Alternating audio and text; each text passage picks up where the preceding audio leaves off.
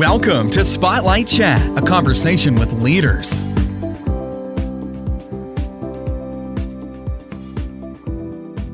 Our special guest today is Crissie Rowley. She is the Communications Director for Sonoran Schools. They're based in Phoenix and Tucson, Arizona. Crissie, what is Sonoran Schools? How is it different from any other school?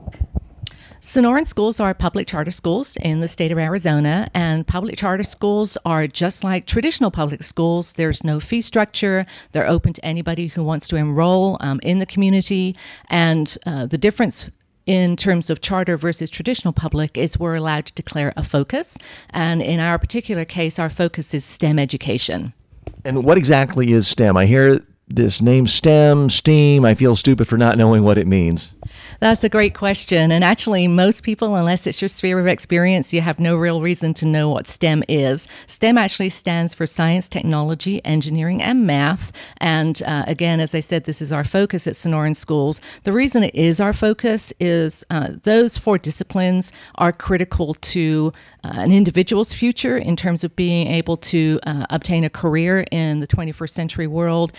It's important to our nation's economy. It's important in terms of our role as innovators in a global arena. So STEM education is critically important. That's why we have that as our focus. In addition to college preparation, we want to make sure that we're graduating students who have the proficiencies and the skill sets, not only to be employable in the 21st century world, but also to be able to be productive members of society. What else does your school do differently from typical public schools, and how would a parent know if this is a good fit for his or her child? That's a really great question. I think one of the wonderful things with charter school education is it's opened up an area in education that means parents have school choice. So one of the things that we do differently and that may be appealing to a parent is we have a small school size, which means not only a small school size across all of the grades, but small class sizes. Again, our focus is STEM education and college preparation. That's integrated into our curriculum kindergarten through 12th grade, which means that we're focused on those areas right from the earliest time that your student enters our organization all the way through 12th grade. And what that looks like at the end of the day in 12th grade is our students are graduating not only with a high school diploma, but also with a STEM diploma.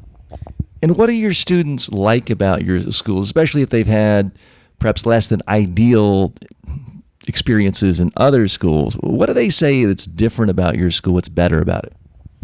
I think what the students find attractive when you talk to those that have been with us for a long time is they do like the small school environment, which might be surprising that, especially with high school students, you think that they're looking for a very broad experience with cheerleading and wrestling teams and football. Those are the things that we're not able to provide.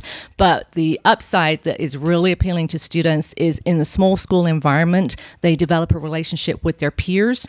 They become really like a family unit, and they also develop that relationship with their teachers, which is very important to them. They not only receive the academic component, but they get that nurturing, mentoring component in being in a small school environment. How do you recruit your teachers? What's different about a teacher at Sonoran versus the regular public schools in your communities? We have very high expectations of our teachers. So when we're recruiting teachers, we have a very honest conversation, not only about the academics that we expect in the classroom and their classroom management, but also their commitment generally to our philosophy in how they're going to work with their students and work with their families, not just during the school day, but outside of the school day and on the weekends. That appeals to a certain kind of educator, an educator who really is looking to make a difference and also to effect change. I think what makes our organization attractive to teachers is they can be very participatory in the process. So it's a very, it's a group where everybody has the right to bring opinions and information and suggestions to the table. And if they're appropriate and if they're productive things and they have value to us in terms of improving our education environment for our students, then we're going to go ahead and do that. And teachers really like that, the ability to have that input. What is expected from parents? Because the one thing you do hear from a lot of public school teachers is if the parents don't care or don't do anything, it's very hard to really help a student. Parental involvement is key. All the data will tell you that. The challenge, I think, in all of our schools, and we have a very diverse population across all of our schools, is to how to engage those parents while being respectful and understanding of their circumstances. So we have, for instance, a home visit program, and that's an integral component in the Sonoran Schools philosophy, where we go out to the family and visit with the family instead of making the family come to the school. It creates a totally different dynamic. It allows for a different conversation. It allows us to be clear with the family that we want to be a partner in their child's education and a close partner in that education. And the way we involve our parents is using programs like the home visit as a different way of figuring out how they can be involved, what they don't know that we need to help educate them so they can support their student at home. And when they're not able to do some of the things that ideally we would like our parents to be able to do, what can we do as an organization to close that gap? What else is unique about Sonoran schools? There's, every school is different at some level, but there's obviously similarity. What else really stands out is different from the second you walk in, from the typical day-to-day classroom experience? Culture. I think it all boils down to culture. The moment you walk into our schools, you get a very clear feeling that from the administration downward, that we're a very open door policy type of organization where we encourage people to come and comment on our programs. Our relationship with the community is very strong. As charter schools, we're not the feeder schools in your neighborhood. So it's really important to us because our parents come from a very wide geographic area. At schools, we may have students who come from just around the corner, and we may have students who come from 50 miles away, and their parents are driving them to the school each day. So I think that the feeling that you get when you walk into our campuses really resonates from our strong commitment to campus culture, that we are a community in and of ourselves. In some public schools, it's seen almost nerdy, uncool to be into science and math. It's the dweeb. How do you make science cool, and how do you make it fun? Let's face it, learning the periodic chart, it can be memorization and hard work. It's not quite as much fun as producing a musical in a theater school or a school that's focused on theater. How do you make it fun and cool? That's an interesting question, and I think that that's also where people have a misunderstanding about STEM education, teaching science, that it operates in isolation. So part of our focus and philosophy with STEM education is to really generate a generation of critical thinkers.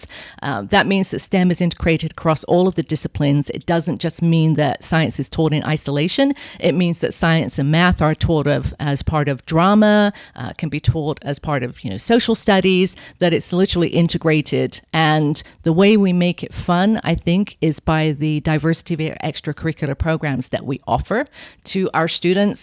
We really look at our students holistically. We want them to grow academically, intellectually, and emotionally. And so in addition to the classroom environment, we have a very vibrant extracurricular program after school and at the weekends. And I think that's the way that we really open students up to, through play, in those experiences. Through play, we're hoping that they're going to find their passion, particularly for something in the STEM field, and then we help translate that passion into purpose. What's the next step for parents or students who say, this sounds interesting, but I don't even know if I'm in the right district or if this applies? What do you recommend to them if they're interested in exploring this more? I would recommend that they reach out to the school and schedule a visit. I think that's the best way to get information and get your very specific questions. If you're a parent, you will have some very specific questions, not just general questions, and that's the best way to get those questions answered. They can certainly go to our website. They can certainly check us out and follow us on social media, but I think ultimately school choice, we're not a one-size-fits-all. No school is a one-size-fits-all. And I encourage every single parent, whenever I talk to a parent, I have a prospective parent, the first thing I say to them is, I'm so glad that you're out there looking for the right place for your child. We hope this is going to be the place. But if it's not the place, that's fine. I hope you learn something in the process of visiting with us that lets you evaluate the next school that you visit and find the right place for your child, because education is not a one-size-fits-all. It's a unique experience for every individual student. And for more information, you can go to the website, sonoranschools.org. We have that listed in the show notes as well. That's SONORAN schools.org. Crissie Rowley of Sonoran Schools, thank you for being our guest today. Thank you for listening to Spotlight Chat, a conversation with leaders.